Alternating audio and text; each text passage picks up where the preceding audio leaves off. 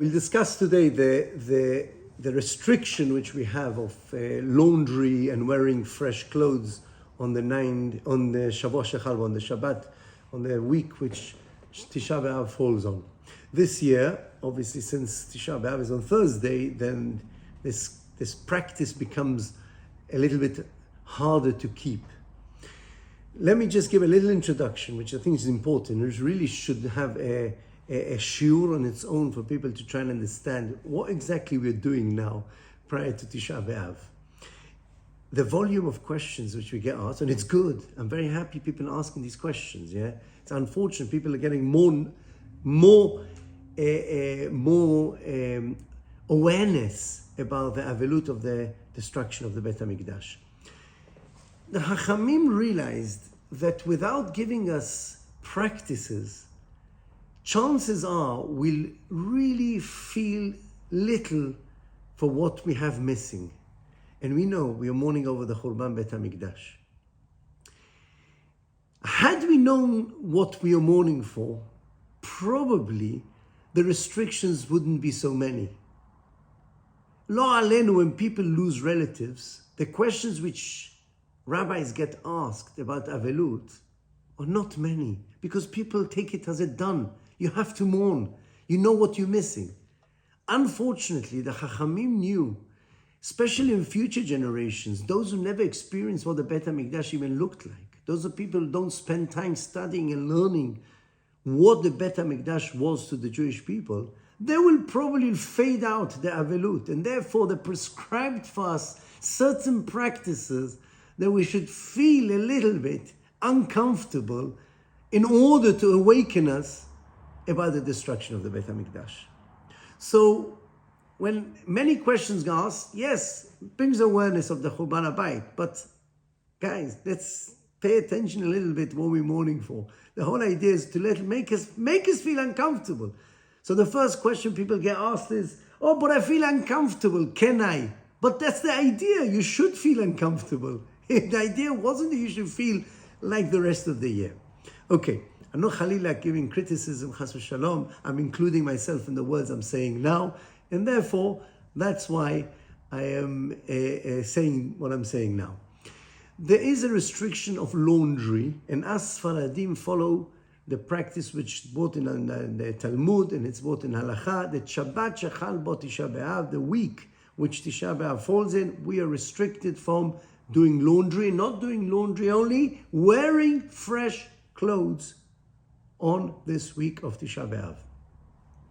The reason for the restriction of not doing laundering, so it's called Hesech Hadat.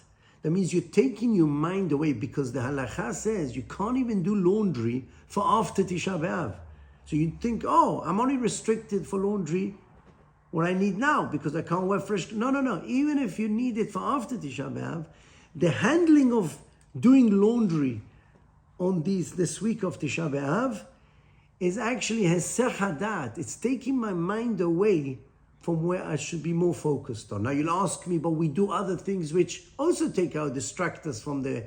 Yeah, you're right, but Chachamim knew there is a certain limit to how much we can force people to focus on Tisha B'Av. Certain things we can ask them to avoid in order to be more focused. Now you'll ask me that today washing machines is just the press of a button. I'm not sure all wives agree about this idea. Laundry is a bit of havoc, it's a bit of a headache to try and sort out the laundry.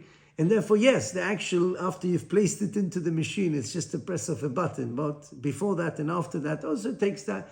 There is a concept of Hesech Hadat, we cannot remove it. I saw beautiful words brought in the Chazon Ovadia of Chacham Ovadia Yosef.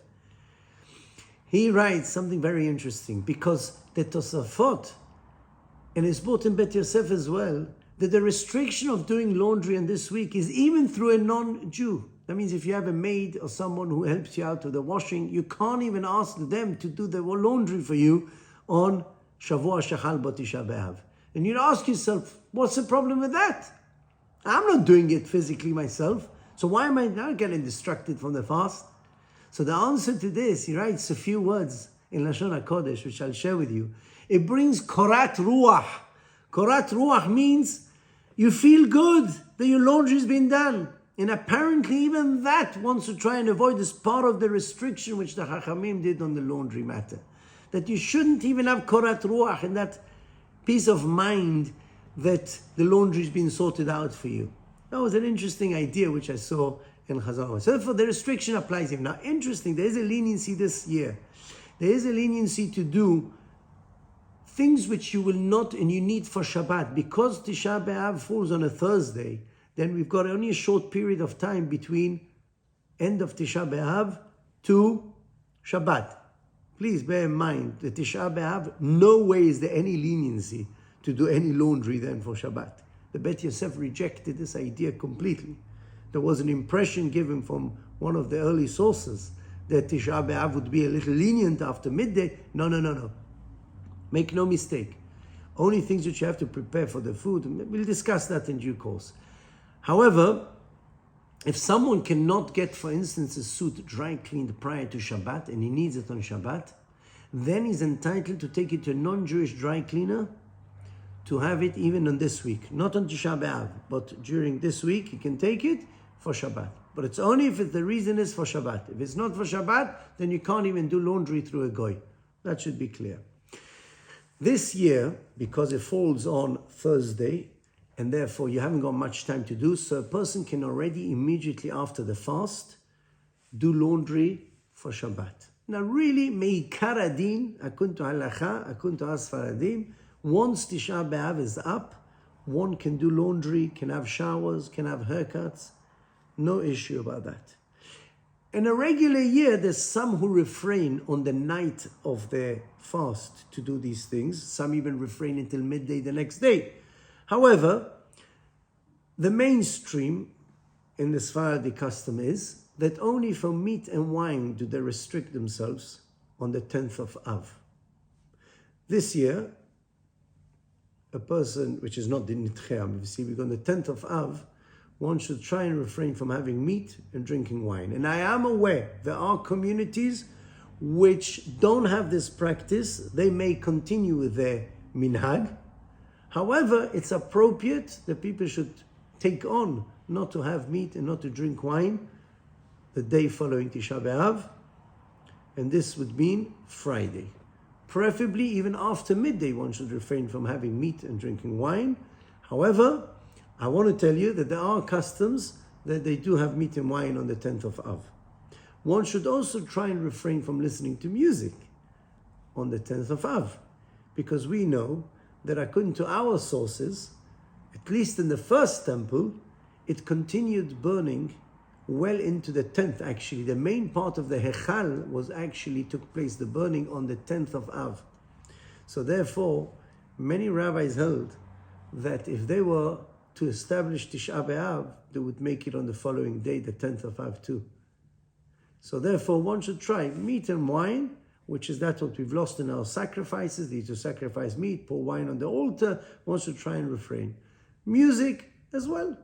It says it's not extra simcha which you're doing, and therefore, generally, I've got a whole theory that music people should try and refrain all year round, but we can't do that. But at least at these times of the year, try and refrain from it. About children's clothes, then we have to differentiate between children who regularly dirty the clothes and people don't have enough clothes. Such situations you'll be allowed to wash, preferably to do it through a non-Jew, but if you're unable, you can wash for them. That's usually very young age, but when they get to the age of 7, 8, where they already know how to look after the clothes, then we must refrain from washing for them the clothes as well. Unless, obviously, you're stuck and you have no clothes for them. You have no obligation to go and purchase new if that's what it's better if you do the washing. But that's only for children who dirty the clothes very, don't maintain clean clothes for too long.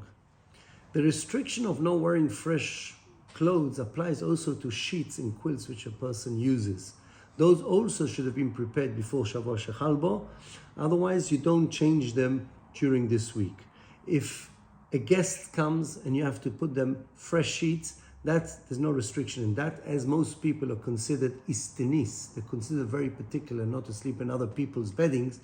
That's why you'd be allowed to put for them even fresh. But otherwise, one should not be changing the sheets and the quilts on the week of Tisha B'Av.